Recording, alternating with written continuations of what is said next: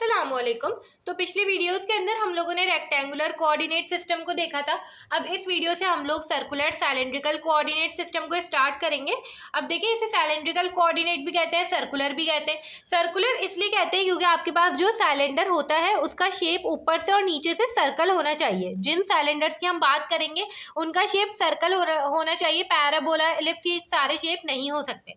ठीक है, अब देखिए, जो हमने रेक्टेंगुलर सिस्टम पढ़ा था उसमें 3 एक्सिस होते थे, एक्स, वाई और जेड। हम उसको एज अ रेफरेंस यूज करेंगे इस सिस्टम को समझने के लिए। अब जिन चीज़ों की सिलेंड्रिकल सिमेट्री हुआ करेगी उन चीज़ों में हम लोग ये वाला सिस्टम यूज़ करेंगे। ये मैंने यहाँ पे सिलेंडर का आधा हिस्सा बनाया है, क्वार्टर हिस्सा बनाया है। इसके पीछे भी एक ऐसा हिस्सा होगा, फिर यहाँ पर 4 हिस्से ऐसे मिलेंगे तो जाकर एक सिलेंडर कंप्लीट होगा। ये बीच का जो ऊपर वाला जो सर्कल है उसका सेंटर है। ठीक है, अब देखें यहाँ पर फॉर एग्जाम्पल हमें ये बात पता है कि जब हम रेक्टेंगुलर सिस्टम पढ़ते थे तो किसी भी पॉइंट को किस तरीके से पहचानते थे। वहाँ पर एक्स की कोई वैल्यू होती थी, वाई की कोई वैल्यू होती थी, जेड की कोई वैल्यू होती थी। अब यहाँ पर तो हमारे पास एक्सेस होते नहीं है, तो यहाँ पर क्या होता है, यहाँ पर जो सिलेंडर हम बनाते हैं उसमें 3 चीज़ें होती हैं।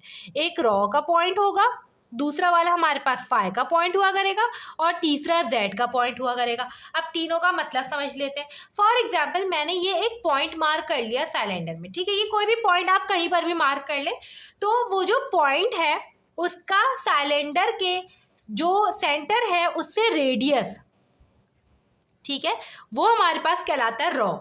इसी तरीके से अगर मैंने यहाँ से देख लिया ये रेडियस मैं नीचे से भी देख सकती थी क्योंकि सर्कल तो देखे नीचे भी है ना। तो फॉर एग्जांपल इसको मैं अगर नीचे से देखना चाहूँ तो मैं क्या करूँगी, इसकी प्रोजेक्शन नीचे ले जाऊँगी। ठीक है, तो ये पॉइंट कहीं यहाँ पर आ रहा होगा हमारे पास, इधर। ठीक है, तो ये सेंटर से लेके इधर तक का, ये भी, इसकी भी वही वैल्यू होगी, रेडियस तो सेम होगा ना ऊपर नीचे के सर्कल का। तो ये हमारे पास रॉ कहलाता है रेडियस। अब फाई क्या होता है, फाई हमारे पास एंगल होता है एक्स वाई प्लेन का। ठीक है, उस पॉइंट का एंगल एक्स वाई प्लेन में। कैसे, ये जो प्रोजेक्शन आपने ड्रॉ किया आप ऐसे एक्स वाई प्लेन में ड्रॉ करेंगे। एक्स वाई प्लेन ये वाला हिस्सा होता है, इसको आप बना लें एक प्लेन की तरह। फॉर एग्जाम्पल ये आपका रूम जो है ना उसका जमीन वाला हिस्सा है। ठीक है, तो ये हमने ऐसे बना लिया। अब देखें ये एक ज़मीन दिख रही है हमें, तो यहाँ पर उस पॉइंट की आप नीचे प्रोजेक्शन लेके जाएंगे और वो जो उस पॉइंट का रेडियस हुआ करेगा एक्स वाई प्लेन में, वो आपके पास फाई कहलाएगा। ठीक है, और जेड हमारे पास क्या होता है, जेड उस पॉइंट की हाइट होती है। ठीक है, ये हमारे पास उस पॉइंट की जो हाइट हुआ करेगी ना, ये हमारे पास जेड हुआ करेगी। तो इस तरीके से हमारे पास 3 पॉइंट्स हम लोग आइडेंटिफाई करते हैं। यहाँ पे हमने जब रेक्टेंगुलर सिस्टम पढ़ा था तो हमें ये बात पता है कि वेक्टर्स जो हैं उसमें हम लोग मैग्नीट्यूड और डायरेक्शन को स्पेसिफाई करते हैं। ये तो मैग्नीट्यूड की बात हो गई। अब डायरेक्शन कहाँ से आएगी, जो रेक्टेंगुलर सिस्टम होता था उसमें एक एक्स की तरफ डायरेक्शन होती थी, ए एक्स, ये यूनिट वेक्टर वाई की तरफ होता था, ए वाई, ये जेड की तरफ होता था, ए जेड, और ये तीनों कांस्टेंट हुआ करते थे। मतलब ऐसा नहीं है कि वाई की डायरेक्शन चेंज हो जाएगी या एक्स की चेंज हो जाएगी। अगर एक्स इस तरफ है तो एक्स की यही डायरेक्शन रहेगी हमेशा। ठीक है, अब यहाँ पर भी हमारे पास 3 पॉइंट्स हैं, इन तीनों का यूनिट वेक्टर हमें देखना है। तो सिंपल है, आपने पॉइंट इधर मार्क करा है। ठीक है, तो रॉ इसका जो है वो इधर है, ये पूरा रेडियस है, तो इसका यूनिट वेक्टर किस तरफ होगा, इस तरफ होगा। ये रहा इसका यूनिट वेक्टर, जिसे हम लोग ए रॉ से डिनोट करेंगे। सही है, अब फाई का यूनिट वेक्टर, फाई हमारे पास एक एंगल है। एंगल की डायरेक्शन हम कैसे देखेंगे, मैंने ही बताया, एक्स वाई प्लेन में उस पॉइंट का जो एंगल होता है वो आपके पास फाई कहलाता है। तो ये जो है ये सर्कुलर इस तरीके से जाएगा पीछे, तो इसकी डायरेक्शन कैसे होगी, इस तरफ, इस तरफ। ठीक है, तो इस पॉइंट में आप लोग मार्क करेंगे। अगर इस पॉइंट से देखना चाहें तो इसकी डायरेक्शन कुछ ऐसे होगी, पीछे की तरफ जा रही है। इसी तरीके से अगर ये पॉइंट यहाँ होता तो इस तरफ होती। ठीक है, तो ये इस तरफ है, ये हो जाएगा ए फाई। जेड की डायरेक्शन, अब क्योंकि जेड हमारे पास इस सिस्टम का भी सेम है और जो रेक्टेंगुलर सिस्टम होता है उसका भी जेड सेम होता है। ठीक है, तो जेड तो वही है, हाइट है। रेक्टेंगुलर सिस्टम में भी जेड को हम लोग हाइट कहते थे, तो ये हमारे पास जेड जो है उसका सीधा यूनिट वेक्टर होगा, ए जेड। ठीक है, तो इस तरीके से करके हम लोग यूनिट वेक्टर्स जो हैं वो इसके आइडेंटिफाई करते हैं। अब हमें एक और चीज़ देखनी है कि आपको कभी भी सिलेंड्रिकल सिस्टम में वॉल्यूम या एरिया निकालना होगा तो आप लोग किस तरीके से निकालेंगे, वो देख लेते हैं। अब देखिए मैंने यहाँ पे रेक्टेंगुलर के 3 एक्सेस बना लिए हैं। अब मैं यहाँ पे साइलेंडर ड्रॉ करूंगी ताकि हमें पता चले कि किस तरीके से ड्रॉ करना होता है।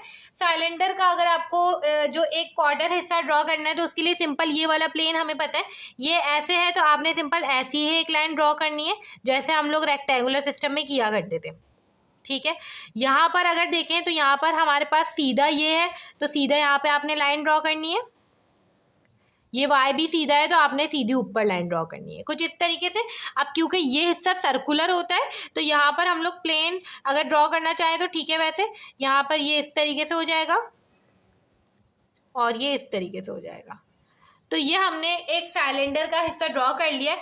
अब देखिए हम लोग सिलेंड्रिकल सिस्टम में वॉल्यूम या एरिया निकालने की बात करेंगे। तो हमें सिंपल क्या करना है, हमें पता है कि एक पॉइंट का वॉल्यूम या एरिया नहीं निकल सकता, तो मैं यहाँ पे एक क्यूब बना लेती हूँ ताकि मैं वॉल्यूम या फिर एरिया निकाल सकूँ।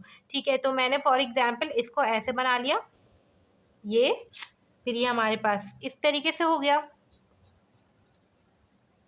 कुछ ऐसे। ठीक है, अब देखिए वॉल्यूम के लिए मुझे पता है मेरे पास फॉर्मूला होता है length multiply by breath multiply by height, और एरिया के लिए लेंथ मल्टीप्लाई बाय ब्रेथ। तो ये सारी चीज़ें हमें पता होनी चाहिए, इस क्यूब की लेंथ क्या है, ब्रेथ क्या है, हाइट क्या है। ठीक है, अब देखें फॉर एग्जाम्पल मेरे पास ये एक पॉइंट है।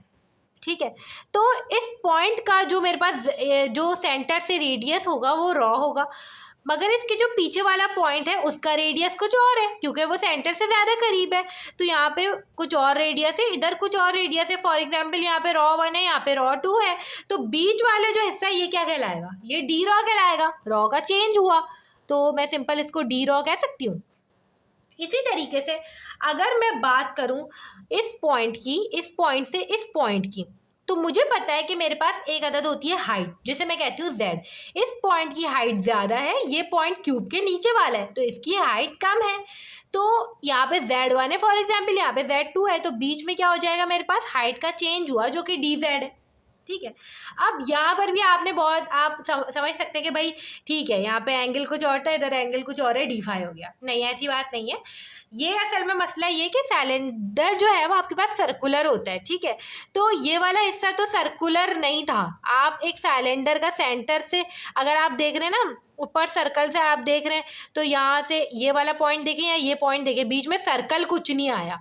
ठीक है, जबकि आप ये जो है ये घूम रहा है, तो ये जो ये स्क्वायर होगा ना, ये सिर्फ स्क्वायर नहीं होगा, ये कर्व हो रहा होगा। ठीक है, तो ये जो हिस्सा होगा ये d5 नहीं हो सकता। सिंपल है, आपके पास आर्क का फॉर्मूला होता है रेडियस मल्टीप्लाई बाय एंगल। ठीक है, अब देखें अगर मैं इस पॉइंट का निकालना चाह रही हूँ, इस पॉइंट से इस पॉइंट का, तो अगर मैं देखूँ इसको मैं नीचे ड्रॉ करूँ तो मुझे पता है कि इसका एंगल मेरे पास कुछ और है और इसका एंगल मेरे पास कुछ और है। ठीक है, तो एंगल मेरे पास क्या हो जाएगा, d5 हो जाएगा, और रेडियस कितना है, रेडियस मेरे पास सिंपल रॉ है। ठीक है, तो हमारे पास d5 मल्टीप्लाई बाय रॉ जो है वो इस आर्क की इक्वेशन होगी, क्योंकि ये एक आर्क है, ये सिंपल एक जो है ना लाइन नहीं है, आप इसे ऐसे भी बना सकते हैं, ये एक आर्क है। ठीक है, तो अब देखिए हमारे पास तीनों चीज़ें आ गई हैं, लेंथ ब्रेथ और हाइट। अब सिंपल हमने क्या करना है, वॉल्यूम निकालना है। वॉल्यूम के लिए फॉर्मूला लिख देते हैं, length multiply by breath multiply by height. अगर मैं लेंथ देखूँ तो लेंथ ये रही मेरे पास d5, ब्रेथ हो जाएगी मेरे पास ये है ना, ये ब्रेथ है, ऊपर से अगर आप देखें तो ये लेंथ है और ये ब्रेथ है, तो ये हो जाएगी d5 इंटू रॉ, और हाइट मेरे पास कितनी है dz, तो ये मेरे पास हो जाएगा रॉ d5 dz। ये मेरे पास वॉल्यूम निकल के आ गया। इसी तरीके से अगर हम एरिया निकालना चाहें तो एरिया यहाँ पे बहुत सारे आ सकते हैं, आपके ऊपर डिपेंड करता है आप किस सरफेस का निकाल रहे हैं। तो अगर मैं ये वाले हिस्से का निकालूँ फॉर एग्जाम्पल डी रॉ वाले हिस्से का, इसका और इसका, मतलब ऊपर से अगर मैं एरिया निकालना चाहूँ तो मेरे पास एरिया हो जाएगा d5 raw into D raw. ठीक है, इसी तरीके से अगर मैं ये वाले हिस्से का निकालूँ डी रॉ और dz, तो ये भी मेरे पास हो सकता है। इसी तरीके से अगर मैं दूसरा निकालूँ तो मेरे पास ये भी हो सकता है p d5 और dz। तो एरिया के ऊपर आप डिपेंड करता है कि आप ये वाले हिस्से का निकाल लें, इसका निकाल लें, या ऊपर वाले का निकाल लें, वो उसके हिसाब से लेंथ या ब्रेथ बन जाएगी। अगर मैं इस वाले हिस्से का निकालूंगी तो ये लेंथ हो जाएगा, ये ब्रेथ हो जाएगी। अगर मैं इस वाले हिस्से का निकाल रही हूँ तो ये लेंथ हो जाएगा, ये ब्रेथ हो जाएगी। तो ये आपके पास एरिया के फॉर्मूलाज हो गए। अब हमें कुछ कन्वर्जेंस देखनी है कि हम सिलेंड्रिकल से कोऑर्डिनेट सिस्टम में, रेक्टेंगुलर सिस्टम में, और रेक्टेंगुलर से सिलेंड्रिकल में किस तरीके से जाते हैं। सिर्फ फॉर्मूलाज नहीं, कॉन्सेप्ट के लिहाज से देखेंगे कि क्या होता है, बाकी चीज़ें समझ लेते हैं। अब देखिए हम लोग कन्वर्जेंस को देखेंगे कि अगर फॉर एग्जांपल मुझे रेक्टेंगुलर सिस्टम से सिलेंड्रिकल सिस्टम में जाना हो तो हम लोग क्या करते हैं, या सिलेंड्रिकल से कोऑर्डिनेट्स ये रेक्टेंगुलर सिस्टम में जाना हो तो क्या करते हैं। तो सिंपल मैं यहाँ पे एक पॉइंट को मार्क कर लेती हूँ। फॉर एग्जांपल पी मैंने कह दिया, यहाँ पे मुझे पता है इसका कोई रेडियस है जो कि रॉ है, यहाँ पे एक्स वाई प्लेन से बनने वाला एंगल फाई है, और जेड इसकी हाइट है। मुझे ये बात पता है कि रेक्टेंगुलर सिस्टम में भी मैं जेड को हाइट कहती थी और यहाँ पर भी मैं जेड को हाइट कहती हूँ। तो जेड और जेड तो हमारे पास सेम है, ठीक है। अब बात होती है फाई और रॉ की। अब देखिए अगर मुझे एक्स और वाई की वैल्यूज निकालनी है, फॉर एग्जांपल मुझे ये दोनों चीजें गिवन है और मुझे कहाँ जाना है, रेक्टेंगुलर सिस्टम में जाना है, एक्स और वाई की वैल्यूज निकालनी है। अब सिंपल एक चीज देखें, अगर मैं इसको नीचे ले जाऊं तो मुझे यहाँ पर इसका कोई पॉइंट मिलेगा, ठीक है। मुझे पता है कि इसका ये है, इसका रॉ है, रेडियस है, ठीक है, ये रॉ है, और इसका जो बनने वाला एंगल है वो फाई है। मैं क्या करती हूँ, सिंपल एक परपेंडिकुलर ड्रॉ कर देती हूँ इधर, ठीक है। अब ये जो है ना, ये हमारे पास एक ट्राइंगल बन गया और ये राइट एंगल ट्राइंगल है। आप कहेंगे कि भाई ये राइट एंगल ट्राइंगल कैसे, या तो ये इसमें से कोई भी एंगल हमें 90 दिख नहीं रहा, इसमें है 90 डिग्री का एंगल, ये वाला जो एंगल है ना ये 90 डिग्री का है। अब आप इसको ऐसे तस्वीर करें कि आप सिलेंडर को ऊपर से देख रहे हैं, ऊपर से देखेंगे ना नीचे की तरफ, तो ये मेरे पास 90 डिग्री होगा, क्योंकि एक्स ऐसा नहीं होता है, एक्स बाहर की तरफ निकला हुआ होता है, बाहर की तरफ निकला हुआ पॉइंट होता है, ठीक है। अब क्योंकि बना नहीं सकते तो इसलिए ऐसे बनाते हैं। तो ये ट्राइंगल कुछ ऐसा है, ये ऐसा है, फिर ये हमारे पास यहाँ पे 90 डिग्री का एंगल है, इधर 90 डिग्री है, तो ये 90 डिग्री है, और फिर यहाँ पे जो हमारे पास है ये फाई है, और इधर ये फाई बनाऊंगी, और ये मेरे पास रॉ है। अब क्योंकि ये y जैसी लाइन बनाई है मैंने, बिल्कुल परपेंडिकुलर ड्रॉ किया है, तो ये y है और ये मेरे पास x है, ये x है, ये x की लाइन है, ठीक है। तो ऊपर से अगर आप इमेजिन करके देखेंगे तो आपको समझ आएगी, ठीक है। अब देखिए कुछ इस तरीके के ट्राइंगल मेरे पास आ गया। अब यहाँ पर राइट एंगल ट्राइंगल के फॉर्मूलाज को अप्लाई करेंगे और कन्वर्जन की सारी चीज़ें निकल के आ जाएंगी। मुझे पता है कि मेरा एंगल इधर है, इधर नहीं है, तो ये जो है ये मेरी बेस कहलाएगी, ठीक है, और ये मेरा परपेंडिकुलर कहलाएगा। अब सिंपल मुझे पता है कि जो मेरे पास कॉस फाई, क्योंकि मैं इसको एंगल ले रही हूँ, कॉस फाई बराबर हो जाएगा बेस अपॉन हाइपोटेन्यूज के, ठीक है। कॉस फाई बेस मेरे पास क्या है भाई, एक्स है, और हाइपोटेन्यूज क्या है मेरे पास, रॉ है, तो एक्स बराबर हो जाएगा रॉ कॉस फाई के, सिंपल। इसी तरीके से अगर मैं साइन फाई देखूं तो साइन फाई मेरे पास बराबर हो जाएगा परपेंडिकुलर अपॉन हाइपोटेन्यूज, ठीक है। परपेंडिकुलर मेरे पास क्या है, y है, और हाइपोटेन्यूज मेरे पास रॉ है, तो मेरे पास y की वैल्यू आ जाएगी रॉ साइन फाई। तो x और y तो हम ऐसे निकाल सकते हैं, z निकालने की हमें नीड नहीं है, क्योंकि z जो है वो दोनों सेम होता है, ये हमने देख लिया। अब अगर मुझे x और y गिवन हो और मुझे रॉ और फाई की वैल्यू निकालनी हो तो मैं कैसे निकालूंगी, सिंपल है। अगर मुझे ये निकालना हो, मुझे ये दोनों गिवन है, तो यहाँ पे आप जो है पाइथागोरस थ्योरम लगाएं, r square equals to x square plus Y square, hypotenuse square base square plus perpendicular square, तो ये सिंपल हो जाएगा। रॉ की वैल्यू क्या हो जाएगी आपके पास, X square plus Y square. इसी तरीके से अगर मुझे फाई की वैल्यू निकालनी हो तो मुझे पता है कि मेरे पास tan फाई बराबर हो जाएगा perpendicular base upon perpendicular upon base के। तो परपेंडिकुलर मेरे पास है y और बेस है मेरे पास x, तो फाई बराबर हो जाएगा tan inverse y by x। इस तरीके से करके हमने ये फॉर्मूलाज जो है इसको ड्राइव कर लिया, और z आपस में बराबर होते हैं, ठीक है। ये हमने कुछ चीज़ें देख ली है। अब हमें कुछ और चीज़ें देखनी है यूनिट वेक्टर्स के हवाले से, वो देखकर फिर हम जो आगे का काम होगा उसको कंटिन्यू कर रहे होंगे।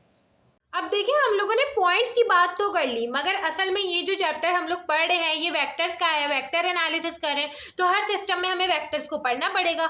अब देखिए हम लोग जो रेक्टेंगुलर सिस्टम होता था उसमें फॉर एग्जांपल ए वेक्टर मौजूद है मेरे पास, उसको हम 3 हिस्सों में बांटते थे। एक उसका कुछ एक्स में हिस्सा होता था, वाई में हिस्सा होता था, जेड में हिस्सा होता था। जो एक्स में हिस्सा होता था उसमें 2 चीज़ें होती थी, मैग्नीट्यूड और direction. Magnitude direction, magnitude direction, ये एक्स की डायरेक्शन मैग्नीट्यूड, वाई का डायरेक्शन मैग्नीट्यूड और जेड का डायरेक्शन मैग्नीट्यूड। ठीक है, इन तीनों चीज़ों को मिलाकर मुझे एक वेक्टर मिलता था अपने रेक्टेंगुलर सिस्टम में। इसी तरीके से यही तरीकेकार सेम फॉलो होगा साइलेंड्रिकल सिस्टम में भी। मुझे अगर यहाँ पे कोई वेक्टर प्लेस करना है तो वो भी 3 चीज़ों को मिलाकर बनेगा। ठीक है, रॉ का कुछ मैग्नीट्यूड और उसका डायरेक्शन, फाई का मैग्नीट्यूड उसकी डायरेक्शन, जेड का मैग्नीट्यूड उसकी डायरेक्शन। तो फॉर एग्जाम्पल ये सेम वेक्टर्स है दोनों। ठीक है, अब देखिए इसको बस मैंने रेक्टेंगुलर सिस्टम में रिप्रेजेंट करा है और इसको जो है साइलेंड्रिकल सिस्टम में रिप्रेजेंट करा है। अब देखिए अगर मुझे वेक्टर्स को कन्वर्ट करना पड़े एक सिस्टम से दूसरे सिस्टम में, जैसे अभी हमने पॉइंट्स की कन्वर्जन देखी, तो इसी तरीके से वेक्टर्स की कन्वर्जन भी है, तो वो कैसे करेंगे? तो उसको करने के लिए एक डॉट प्रोडक्ट की एप्लीकेशन पता होनी चाहिए, जो हमने डॉट प्रोडक्ट वाली वीडियो के अंदर देखी थी। हमने देखा था कि अब देखिए अगर मुझे ए वेक्टर चाहिए ना साइलेंड्रिकल सिस्टम में, तो मुझे ये सारी चीज़ें चाहिए। ठीक है, इसके लिए मुझे ए रॉ चाहिए, ए फाई चाहिए, ए जेड चाहिए। ठीक है, और ए रॉ ए फाई, ये जो छोटा ए रॉ ए फाई ए जेड है, ये तो हम ऐसे ही लिखते हैं ना। फॉर एग्जाम्पल ये 4 ए रॉ प्लस 5 ए फाई प्लस 6 ए जेड, इस तरीके से होते हैं ना मेरे पास वेक्टर्स। तो मुझे असल में 3 चीज़ें चाहिए, तो ये 3 चीज़ें निकालने का कोई तरीका होगा। ये असल में है क्या, ये 3 चीज़ें हैं क्या? ये इस ए वेक्टर का स्केलर कॉम्पोनेंट है, ये इस ए वेक्टर का स्केलर का हिस्सा है, वो भी रॉ वाला हिस्सा है स्केलर का, ये फाई वाला हिस्सा है स्केलर का, ये जेड वाला हिस्सा है स्केलर का। तो हमने डॉट प्रोडक्ट में देखा था कि अगर मुझे स्केलर कंपोनेंट निकालना होता है किसी भी चीज़ का, तो मैं क्या करती हूँ, वो जो मेन वेक्टर होता है उसका डॉट प्रोडक्ट ले लेती हूँ उसकी यूनिट डायरेक्शन से, जिसका मुझे स्केलर निकालना है। मुझे रॉ का स्केलर कॉम्पोनेंट निकालना है, तो मैं रॉ की यूनिट वेक्टर जो है उससे डॉट प्रोडक्ट ले लूँगी जो मेन वेक्टर होगा मेरा उसका। ठीक है, तो मेरे पास ए रॉ निकल के आ जाएगा। इसी तरीके से अगर मुझे ए फाई निकालना है तो मैंने मेन वेक्टर का ए फाई के साथ डॉट प्रोडक्ट ले लिया। अगर मुझे ए जेड निकालना है तो मैं मेन वेक्टर का ए जेड के साथ डॉट प्रोडक्ट ले लूँगी। ठीक है, तो इस तरीके से करके मेरे पास ये तीनों चीज़ें आ जाएंगी और मेरे पास एक वेक्टर एक सिस्टम से दूसरे सिस्टम में ट्रांसफॉर्म हो जाएगा। अब इसको थोड़ा सा खोल के लिखें। फॉर एग्जाम्पल मेरे पास रेक्टेंगुलर सिस्टम, ये ऊपर वाली जो चीज़ है इसमें गिवन था वेक्टर, मुझे इसमें बदलना है, तो मैं ए रॉ निकालूंगी। ए रॉ के लिए मैंने फॉर्मूला लिख लिया, ए वेक्टर इंटू ए रॉ। ठीक है, यूनिट वेक्टर, तो ये तो यूनिट वेक्टर है। अब ए वेक्टर की वैल्यू मुझे रेक्टेंगुलर सिस्टम में गिवन है, जो कि मैंने एज इट इज यहाँ पे पुट कर दिया। अब होगा क्या, इस ब्रैकेट को अगर खोले तो पहले ये इससे मल्टीप्लाई होगा, फिर ये इससे मल्टीप्लाई होगा, फिर ये इससे मल्टीप्लाई होगा। तो ये देखें अब यहाँ पे ए एक्स और ए रॉ, ये वाली चीज़ मैंने लिखी है पहली टर्म, और दूसरी टर्म भी लिखी है। आप बोलेंगे तीसरी टर्म किधर गई भाई, तीसरी टर्म क्यों नहीं आई? अब इसकी एक लॉजिक है, ए जेड इंटू ए रॉ 0 के बराबर होता है, याद रखिएगा।